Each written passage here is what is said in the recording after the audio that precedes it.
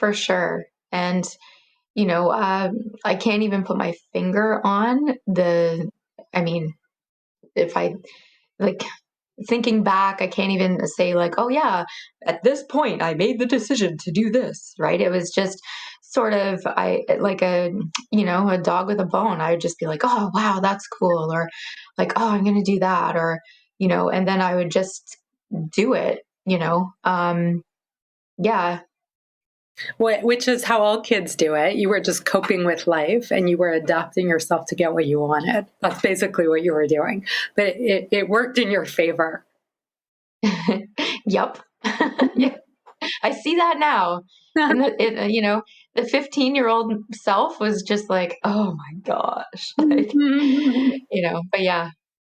So here, a huge part of our hypnosis training is having this direct relationship with each student where we're giving feedback on patterns and growing through, well, basically old hypnotic trances that aren't serving the person anymore or developing flexibility.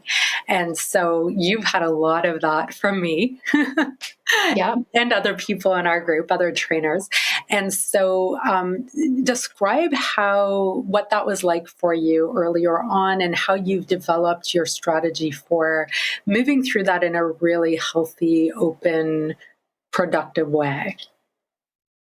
Yeah. So, like first getting feedback from you, like way back in the day, right? My process, how I used to process the feedback is, so say I would be maybe working with a client, just use an example, and then you gave me feedback on working with a client. My first thing I remember leaving the clinic and I'm like, just beating myself up. And then, I'd be driving down the road and then, I lived like 7 minutes away from the clinic. So it was like a 7-minute process that, I'd be driving down the road and then I'd turn left onto Guelph line and then I'd get to like this Shell gas station. And by the time I got there, I was beating myself up about beating myself up. So I'd leave, beat myself up, then I'd beat myself up about beating myself up. And then I would, as soon as I passed that gas station, and I literally, it's like clear as day, then I'd be like, okay, where do I need to go? What do I need to practice? Where do I need to be? Like, really, like, what is next? Right. And as soon as I got myself out of my head about beating myself up and I got to the outcome, I got to, okay, this is what you need to do. This is what you need to practice. This is what you need to review. And there was like this, okay, I saw the pathway.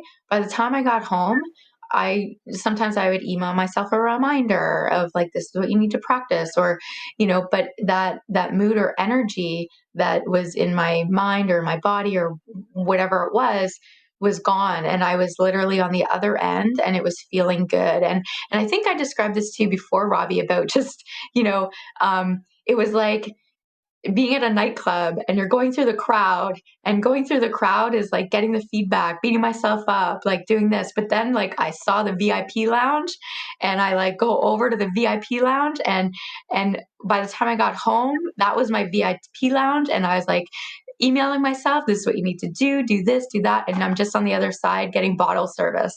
Right. So because of practicing that over time, I was able to really just plow through the nightclub and just go right to the VIP lounge. And now I would say I have my own bouncers that clear the path, and there is no beating up. There's just like, okay, yep, Robbie, got it. And you've probably noticed that too, that I'm like, I say to you a lot of time, yep, got it. Because I can literally go from feedback to, okay, I know what I need to do. Feedback, okay, I know what I need to do. And sometimes that process is so fast now that I don't even have to email myself. I can literally just practice it in my mind, whatever technique it is. I can, just do that a lot quicker.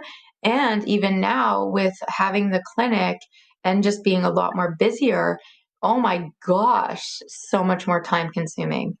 Like having those bouncers there to get me through the crowd to the VIP pass right away. Whoo, what is up? I have time management. Like it's like now looking back, what a waste of time to like, stew on stuff that didn't even matter, because the feedback that you give, or, you, Scott, whatever, like, but you, I mean, because I work with you the majority of the time, it is so heartfelt, and that's like a big thing too. So it's like, I know that you are already at the VIP lounge. And even if I need extra feedback, that I can just say, like, oh, okay, hey, Robbie, I did this or I did that. And, so can you give me a little bit more feedback? Or I'm curious about that. And that's all it is. There's no failure. There's only feedback. And the only thing that I'm chasing is, you know, whatever happened yesterday, I'm just like, want to be better than whatever I did yesterday. Like, let's see what else I can chase. Like, what more is there? There's no such thing. And there's a big thing. Like, this is in my mind. Okay. I'm letting you all in my mind right now. There's no such thing as like, I have arrived, right? It's like just having more and more experiences. And the more feedback I get, the more possibility is available for me as a business owner, as a human, as my personal development. And, hey, things are awesome. So, how friggin' more awesome can it get? Really? I want to know that. Yeah, well, Let's get there. Take me there, man. yeah, yeah. Well, you're already discovering it by doing. Yeah. Just keeps unfolding more and more. Hmm. Awesome. Yeah. So, as we talk about this for our listeners, what Tree's describing in terms of a strategy is that she, at the beginning, when she was taking that 7-minute ride home, was stuck in her head and also having feelings in her body. And so, through that experience, she was able to move through that and come to a vision.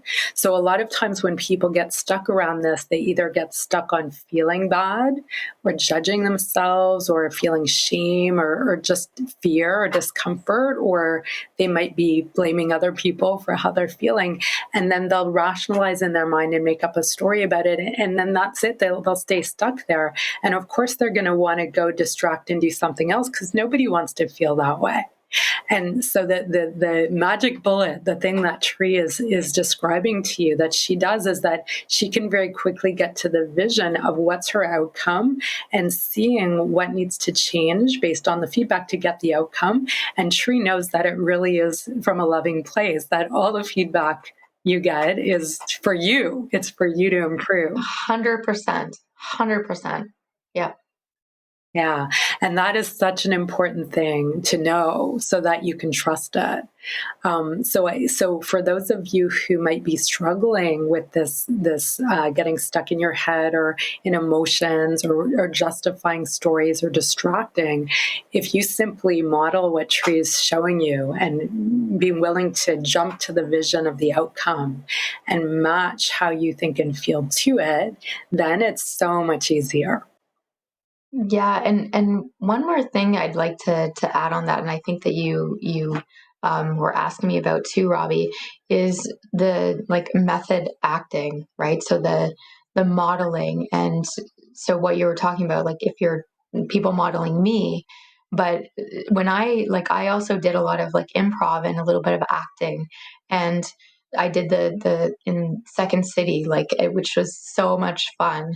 And the big thing with working with clients that aligned with what I learned there is the whole yes and mindset, right? So in improv, somebody would say, like, oh, look at that big unicorn hanging out of that mountain. Let's go check it out. And whatever it is, you'd be like, yes. And let's go see if that waterfall is like, how warm it is. And let's go see if the unicorn talks, right? So it's, even though in improv, it's like, yeah, kind of far out there. But when working with clients, that yes, and I, even in your training, Robbie, like you do that all the time. And it reminds me of, learning that and observing you do that. And then with clients, modeling you and doing that, it really allows it helps me to be with the client more. And that's a big thing that you say a lot about being with the client more, right? So she just gave me the eyebrows. So if you're listening, she just like did the little like eyebrows. um, so yeah, and it's huge because it allows, yeah, it's just huge, just the yes and whatever's going on, because coming full circle on what you were talking about in terms of like rules or people in different family types or judging, if you are just like, oh yes, and then it takes you even closer to where they're at in their place, so that you can then direct them into where they need to go. And yeah, so that was a big thing, just that modeling, mimicking, yes, yeah, you know, yeah. And being willing to have an experience, because if we judge it ahead of time, often people will rationalize why they don't want to do something, right? And they'll look at their old model of the world to do that. Whereas you're willing to just say, okay, and go and have the experience. And through the experience, you discover what the magic of it is by doing it. And if you never do it, you'll never know. So that's a really important part of all of this. Mm-hmm. Yeah. Yeah, for sure. I know that, just one of the other things that was a huge learning for me is that, because the way that I am, the way that I'm just like, all right, let's go do it, and I just jump right in. When I was first starting out a long time ago, that I would just assume that everybody's like that, right? So for me, coming from the other direction of, just like, oh yeah, just go do it, no problem. Like, it's feedback, it's not failure, just da da da, right? Like, it's like telling somebody, just be happy, right? It just doesn't work that way. So for me to learn to like, oh, okay, so people aren't like that. So I really had to slow down, and that was a big learning for me, to slow down, like the yes and, but then I would just like, come run with me. And like, and they're like, whoa, whereas, I had to be a little bit more of like getting, okay, yes and then explore that even a little bit more, and getting into perhaps their energy, or testing the waters of their energy.